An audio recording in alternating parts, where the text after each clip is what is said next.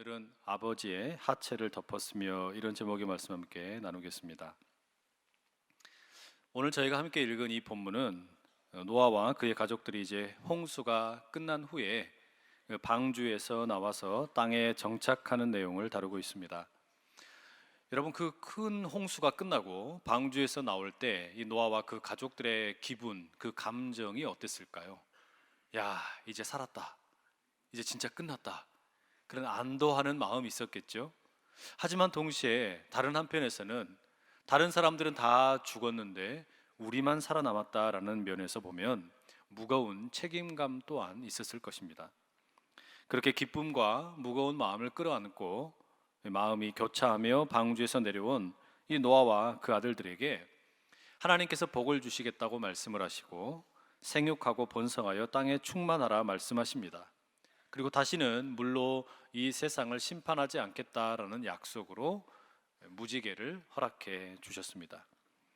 그런데 이어지는 오늘 우리가 읽지는 않았지만 9장 18절에 보시게 되면 노아의 아들들을 소개하는데 그 중에 특이점이 하나 있습니다. 방주에서 나온 노아의 아들들은 셈과 함과 야벳이며 함은 가나안의 아버지라. 이 셈과 함과 야벳, 이 노아의 아들들의 이름을 열거하면서 콕 찍어가지고 함을 가리켜 가나안의 아버지라고 말하고 있습니다. 왜 가나안을 이렇게 강조해서 언급해주고 있을까요? 여러분, 이렇게 생각해 볼 수 있습니다. 성경 전체 분위기로 보면 특별히 구약 성경에서 이스라엘과 이 가나안의 관계가 어떻습니까? 아주 적대적이죠. 그냥 보통 적대적인 정도가 아니라 서로 못 잡아먹어서 안달날 정도로 굉장히 나쁜 사이라고 할 수 있습니다. 신명기 20장의 16절과 17절에는 이런 말씀이 나옵니다. 오직 내 하나님 여호와께서 내게 기업으로 주시는 이 민족들의 성읍에서는 호흡 있는 자를 하나도 살리지 말지니 곧 헷 족속과 아모리 족속과 가나안 족속과 브리스 족속과 히위 족속과 여부스 족속을 네가 진멸하되 네 하나님 여호와께서 네게 명령하신 대로 하라. 여기 여러 족속이 언급되고 있지만 통칭해서 말하자면 가나안 사람들입니다. 그러니까 하나님의 말씀이 뭐냐면 이제 가나안 땅에 들어가게 되거든 그 땅에 살고 있는 가나안 사람들 호흡이 있거든 다 죽이라는 거예요. 어마어마하게 무서운 명령 아닙니까? 이 정도로 이스라엘과 가나안의 관계는 대단히 적대적이었다라는 겁니다. 그러니 창세기의 말씀이 언제 정확히 기록되었는지 알 수는 없지만 함을 가리켜서 가나안의 아버지다라고 콕 집어서 언급한 것은 앞으로 전개되는 이 성경의 이야기 가운데 이스라엘과 가나안이 왜 그렇게도 적대적인 관계인지 그 이유를 보여주기 위한 것이라는 것을 우리가 짐작해 볼 수 있습니다. 이런 이유 때문에라도 오늘 본문은 우리가 공부할 만한 가치가 있겠지요. 자, 그럼 여러분 이 본문의 이야기를 우리가 조금 더 자세하게 들여다보도록 하겠습니다. 홍수가 끝난 후에 노아와 그리고 그 자녀들은 함께 땅을 일구면서 농사를 지었습니다. 특별히 이 포도나무를 심고 잘 가꾸었죠. 벌레도 잡고 풀도 뽑아주고 이렇게 잘 키웠더니 이제 때가 되어서 많은 포도 열매를 수확하게 되었습니다. 맛있는 포도 열매를 잔뜩 배불리 먹을 수 있게 되었습니다. 그리고 어떤 일이 생깁니까? 21절에 보게 되면 포도주를 마시고 취하여 그 장막 안에서 벌거벗은지라. 이것은 노아의 행동을 묘사해 놓은 것인데 이 포도를 가지고 포도주를 만들고 마시고 취해서 발가벗고 잠들었다라는 겁니다. 술에 취해 가지고 홀라당 다 벗고 잠들어 있는 이 노아, 여러분 우리가 어떻게 이해하면 좋겠습니까? 여러분, 이런 노아의 모습은 사실은 홍수 이전에 창세기 6장 9절에 묘사되어 있는 노아의 모습과 비교해 보면 조금은 낯설기는 합니다. 노아는 의인이요 당대의 완전한 자라 그는 하나님과 동행하였으며. 홍수 이전 시대에 수많은 사람들이 하나님을 떠나서 살았는데 그런 사람들과 다르게 노아는 하나님과 동행하는 의인이었다라고 불렀습니다. 그러니 홍수가 끝난 이후에 포도를 키우고 포도주를 만들어서 마시고 취해서 옷을 벗고 잠들어 있는 이 노아의 모습이 조금은 낯설기는 합니다. 그러면 여러분, 오늘 읽은 이 본문은 노아가 포도주를 만들어 마시고 술에 취했으니까 이것은 나쁜 죄를 지은 것이다, 비난하는 것일까요? 꼭 그런 것 같지는 않습니다. 사실 여러분, 오늘 본문에 포도주 또 술 이런 단어가 나오는데 이게 성경 전체를 통틀어서 처음으로 포도주와 술이 언급되는 장면입니다. 그 전에 사람들이 술을 마셨는지 마시지 않았는지 그거는 잘 모르겠어요. 알 길이 없습니다. 다만 성경에 지금 이 포도주와 술이 처음으로 등장한다는 점에서 보면 우리가 이렇게도 짐작해 볼 수가 있어요. 노아가 포도주를 만들려고 만든 것이 아니라 우연히 포도주를 발명할 수도 있다, 이렇게도 생각해 볼 수 있는 것이죠. 그러니까 이런 상상을 해보는 겁니다.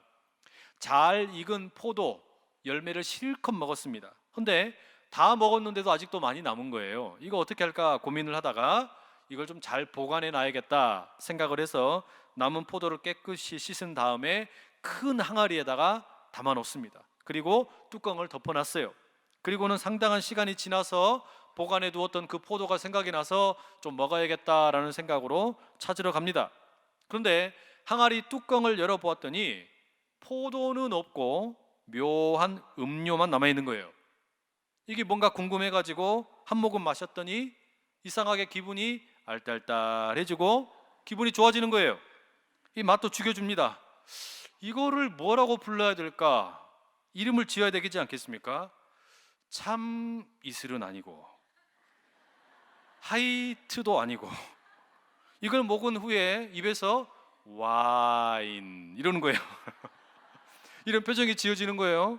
그래서 와인, 포도주가 되었다, 믿거나 말거나 그렇게 우리가 생각해 볼 수가 있는 겁니다.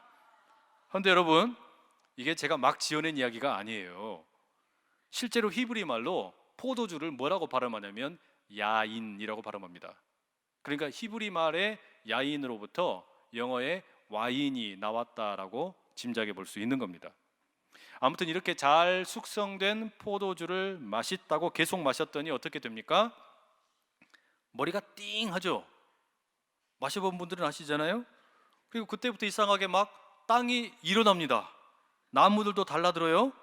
노아가 이렇게 완전히 해롱해롱한 상태에서 겨우 기어서 자기 텐트 안에 돌아가게 되고 덥다고 옷을 홀라당 벗고 잠들어 버린 겁니다. 이렇게 여러분, 술에 취해가지고 지금 잠들었는데 이거 죄인가요? 이거를 죄라고 하기에는 좀 지나쳐 보이지 않습니까? 그렇죠?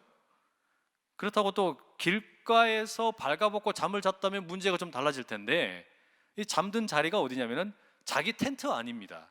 자기가 늘 잠자고 생활하는 텐트 안에서 발가벗고 잤으니까 이거 그렇게 큰 문제는 아니지 않습니까? 다만 이렇게 보든 저렇게 보든 노아가 실수를 한 것임에는 틀림이 없습니다. 이 본문에 기록이 없기 때문에 정확히 알 수는 없지만 정황상 노아가 그렇게 술에 취해가지고 비틀거리는 모습으로 자기 텐트 안에 들어가는 것을 아마 주변의 사람들이 본 것 같습니다.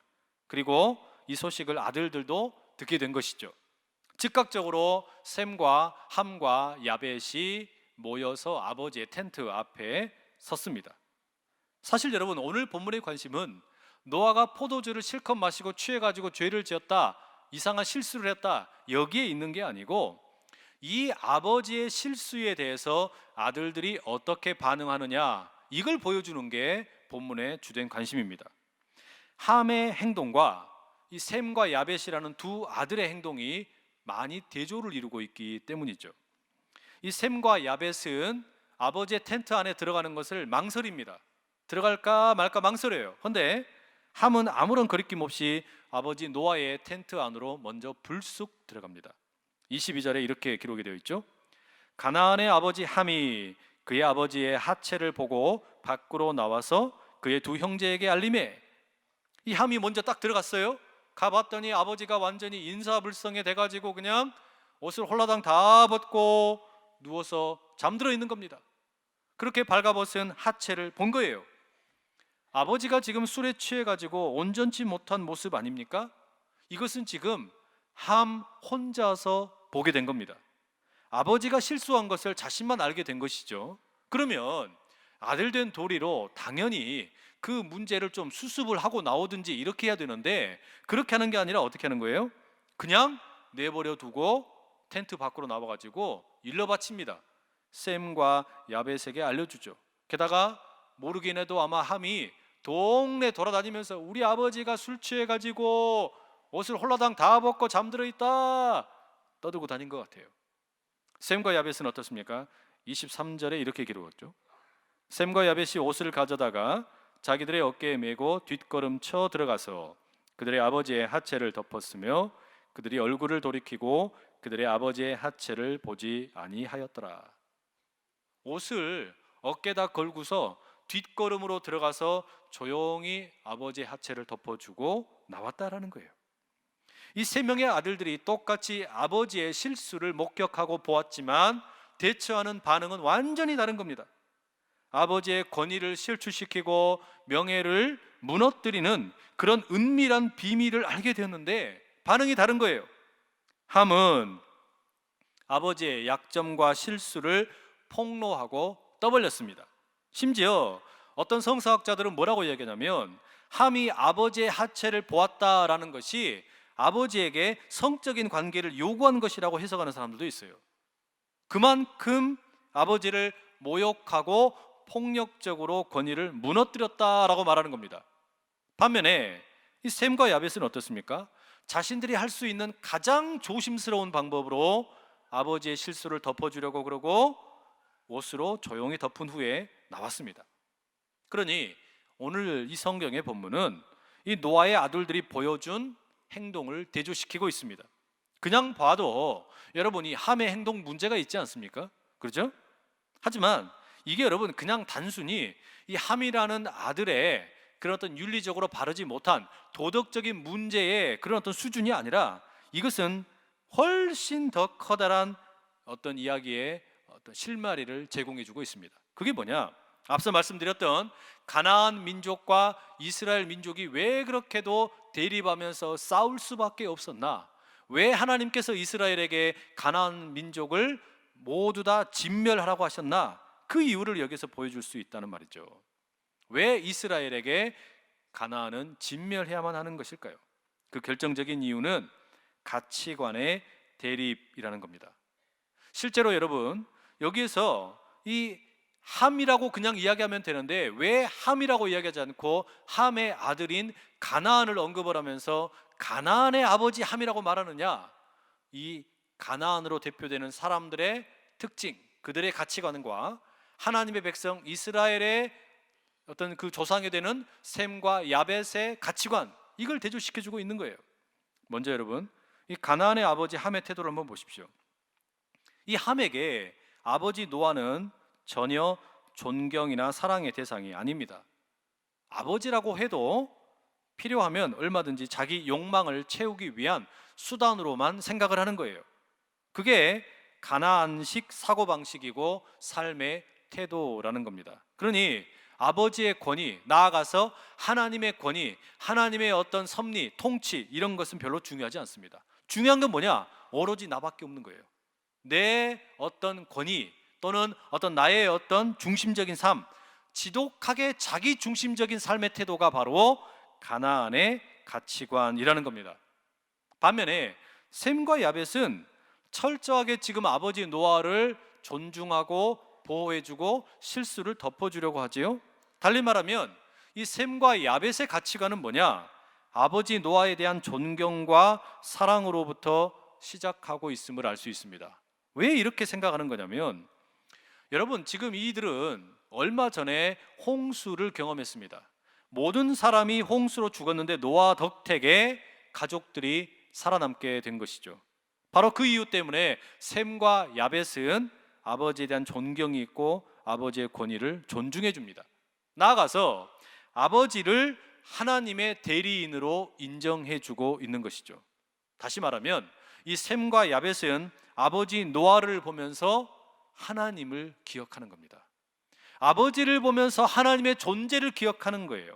하나님께서 정말로 살아계신 분이라는 것을 아버지를 통해서 확인하고 있다라는 것이죠. 그러니까 셈과 야벳에게 있어서 가장 중요한 인생의 가치관이 뭡니까? 그저 자기 중심적인 자기 욕망을 채우는 데 있는 것이 아니라 하나님에게 의존하면서 살아가는 가치관, 이게 셈과 야벳이 보여주는 가치관입니다. 그러니 왜 이스라엘과 가나안이 대립하고 싸우느냐? 쉽게 이야기하면 하나님을 의지하면서 살 것이냐, 아니면 자기 중심적인 삶을 살 것이냐, 이 가치관의 대립이라고 할 수 있습니다. 이게 이스라엘과 가나안이 맨날 싸우는 이유라는 말이죠. 그런 이유 때문에 이제 노아가 술에서 깨어나가지고 아들들에 대해서 애언을 하지 않습니까?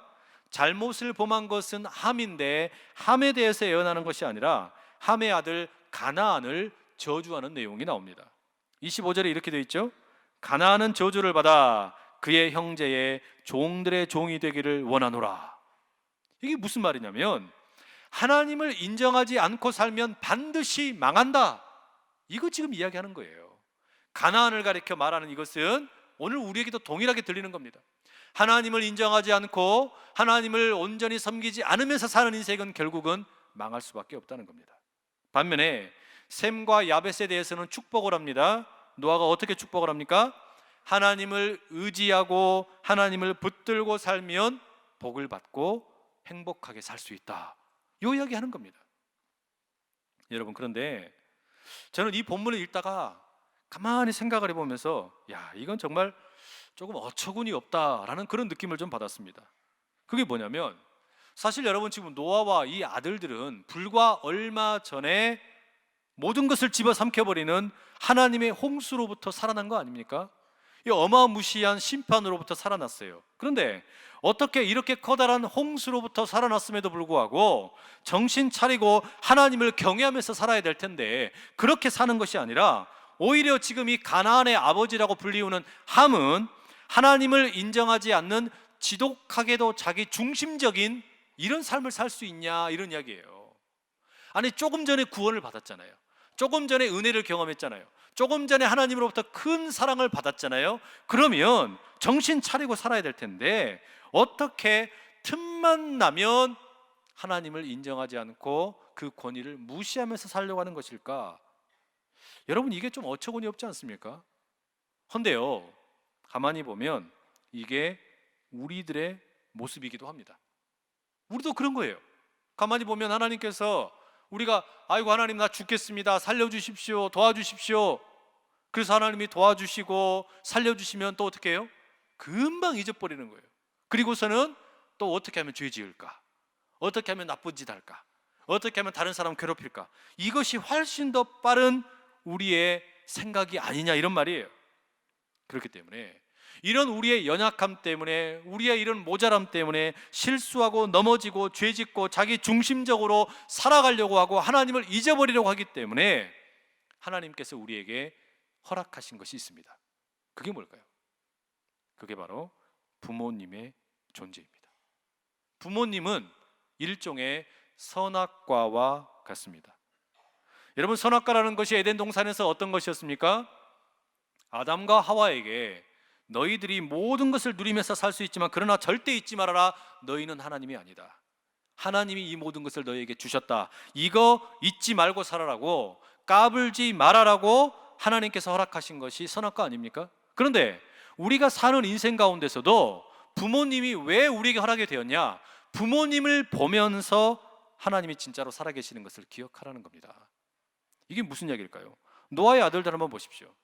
이 아들들이 뭔가 잘 해가지고, 뭔가 능력이 좋아가지고, 너무 착해서 도덕적으로 바르기 때문에 하나님께서 지금 홍수로부터 살려주신 게 아니지요?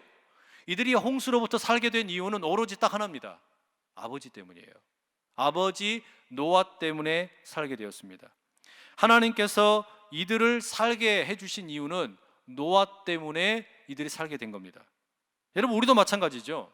우리가 무언가를 잘해서 이 땅에 태어난 것이 아닙니다.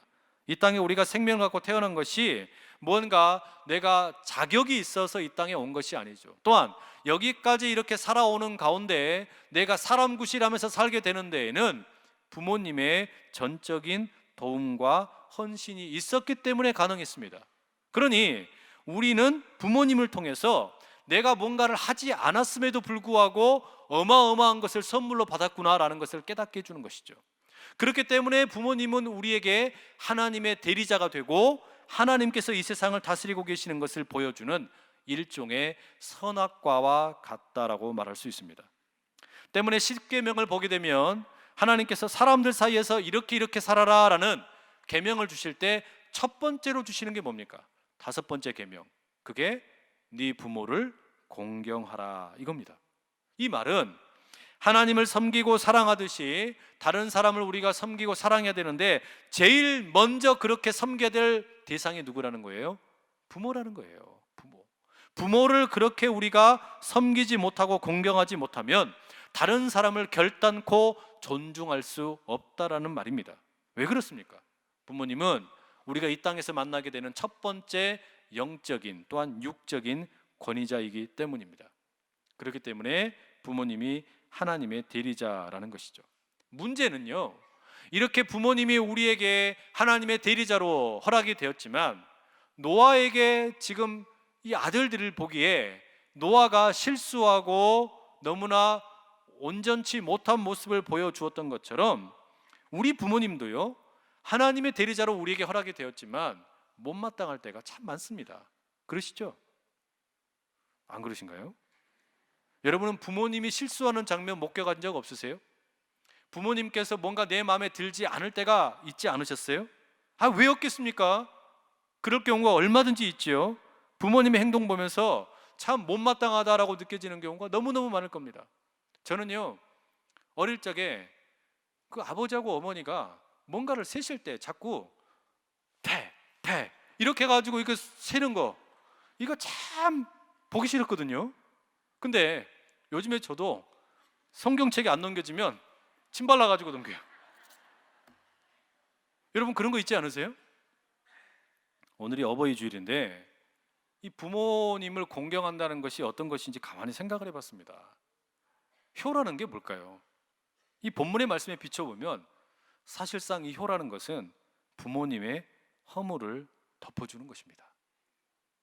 부모님의 허물, 실수를 덮어줄 줄 아는 게 진정한 효인 줄로 믿습니다. 자녀로 살아가다 보면 부모님의 약점 한두 개쯤 왜 우리가 모르겠습니까? 그런 부모님의 실수와 약점을 덮어줄 때 진정한 공경의 정신이 우리에게 있게 된다는 거죠. 그게 여러분, 우리가 영적으로 가나안의 삶을 사는 것이 아니라 이스라엘의 삶을 살게 되는 시금석이 되는 겁니다. 부모님을 내가 그렇게 공경하고 부모님의 실수를 덮어주게 될 때 내가 영적인 가나안의 삶을 사는 것이 아니라 영적인 이스라엘, 말하자면 자기 중심적인 삶을 사는 것이 아니라 하나님께서 나를 주관하시고 다스리신다는 이스라엘의 삶을 살게 되는 그 시금석이 바로 아버지의 하체를 덮어주는 것, 어머니의 허물을 덮어주는 것으로부터 시작된다라는 말이죠. 특히 여러분, 오늘 본문에서 이 셈과 야벳이 보여주는 행동을 한번 유심히 보십시오. 이들이 옷을 어깨에다 메고 뒷걸음질을 해가지고 아버지의 하체를 덮어주었어요. 그런데 이 옷을 어디에서 났습니까? 이 옷이 어디에서 나왔는지 알 길이 없죠. 재미있는 사실은 이 옷의 히브리 표현을 보게 되면은 그냥 하나의 옷 이렇게 되어 있지가 않고 영어식으로 표현하자면은 정관사 더가 붙어 있어요. 그러니까 그 옷 이렇게 되어 있는 겁니다. 물론 여기에서는 뭔가 특별한 옷을 가리키려고 쓴 것은 아니겠지만 그러나 이것은 우리에게는 상당한 의미가 있습니다. 이게 무슨 말이냐? 여러분, 우리의 성격과 우리의 성품으로는요, 우리의 일반적인 생각으로는요, 부모님의 허물을 보거나 약점을 보거나 실수를 보면 우리는 덮어줄 만한 능력이 없습니다. 우리에게는 그런 능력이 없어요. 우리에게는 그런 사랑이 없다는 말이에요. 오히려 그걸 가지고 꼬투리 잡아가지고 부모님에게 싸우죠. 부모님에게 요구하죠. 뭔가 대들고 그걸 가지고 우리가 다툽니다. 헌데 도대체 우리는 늘 받은 것이 없다고, 도대체 나에게 해준 게 뭐가 있냐고 부모님에게 오히려 협박하지 않습니까? 그게 우리가 자연스럽게 보여주는 행동이에요. 그런데 어떻게 그러면은 부모님의 하체를 우리가 덮어줄 수 있는 옷을 만날 수 있느냐? 그 옷이 도대체 뭐냐? 하나님께서 우리에게 주신 선물이 있어요. 갈라디아서 3장 27절 이런 말씀이 있습니다. 누구든지 그리스도와 합하기 위하여 세례를 받은 자는 그리스도로 옷 입었느니라. 이게 무슨 이야기냐면요, 예수님과 하나가 된다라는 것은 우리가 예수님이라는 옷을 입은 거라는 거예요. 근데 이 옷이 무슨 옷입니까? 내 허물과 내 실수와 내 모자란 부분을 덮어주는 옷 아니에요? 예수님을 옷 입는다라는 것은, 예수님과 내가 하나가 되는 세례를 받는다라는 것은 예수님으로 인해서 내 허물과 실수가 가려진다라는 겁니다. 그러면 우리가 부모님의 실수와 부모님의 허물을 덮어주는 그 옷이 뭡니까? 바로 예수 그리스도인 줄로 믿습니다. 이거 우리가 덮어주는 게 아니에요. 예수 그리스도라는 옷을 덮어드리는 거예요. 내게는 그럴 능력이 없어요. 그러나 예수 그리스도, 그분을 우리가 부모님에게 전해드리는 것, 그 예수 그리스도의 사랑으로 부모님 허물을 덮어드리는 것. 왜요? 내가 허물 많은 존재였는데 예수님께서 나를 덮어주신 것처럼 내 부모님에게서 혹시 허물이 보이고 실수가 보일 때 뭐 하라는 겁니까? 예수 그리스도로 옷을 덮어줄 수 있는 우리가 될 수 있기를 소원합니다.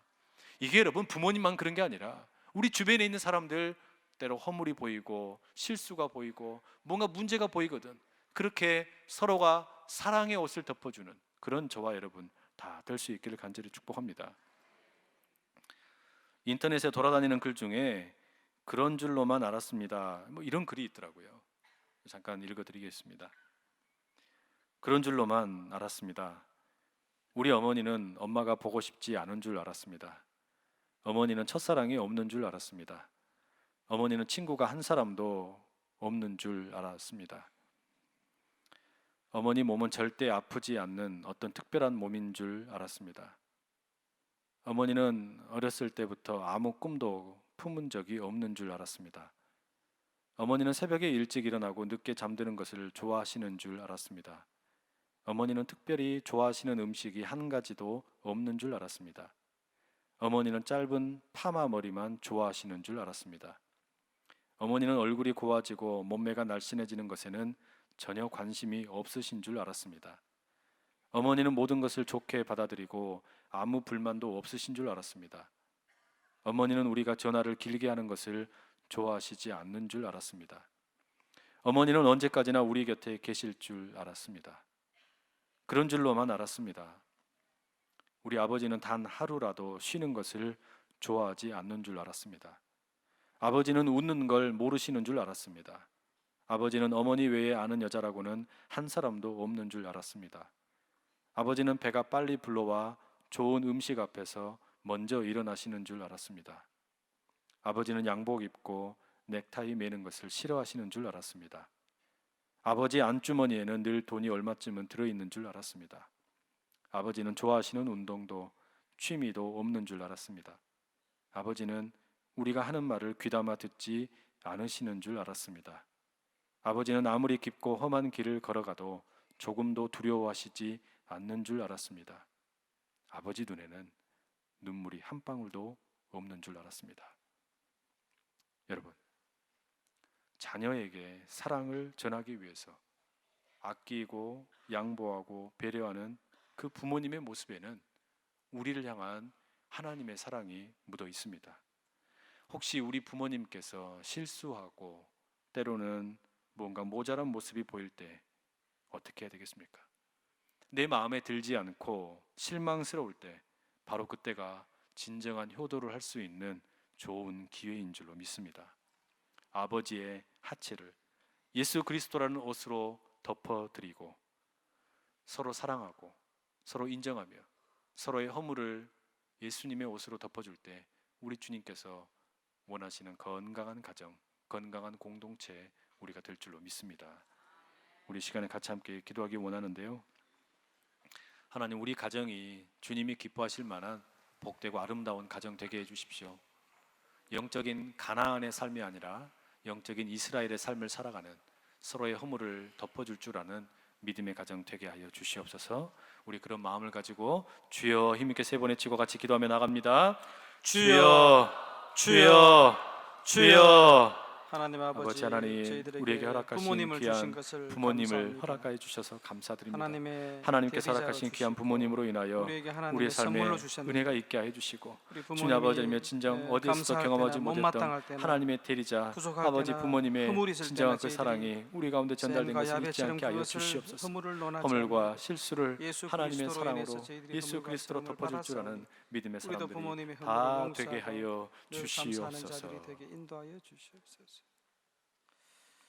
사랑하는 아버지 하나님, 우리에게 하나님의 대리자 부모님을 허락해 주셔서 감사합니다. 부모님의 헌신과 사랑을 통해 오늘 우리가 있음을 고백합니다. 그러나 때로 우리는 부모님의 허물과 실수와 모자람을 보고 분노할 때가 있습니다. 무시할 때도 있었습니다. 또한 옆에 있는 우리의 성도들의 실수와 모자람을 보면서 비난하고 정죄하는 것이 앞설 때도 많이 있었습니다. 주여, 우리의 사랑 없음을 불쌍히 여기시고 아버지의 하체를 그리스도 우리 주님이라는 옷으로 덮을 줄 아는 믿음의 사람이 되게 하여 주시옵소서. 거룩하신 예수 그리스도의 이름으로 기도드립니다. 아멘.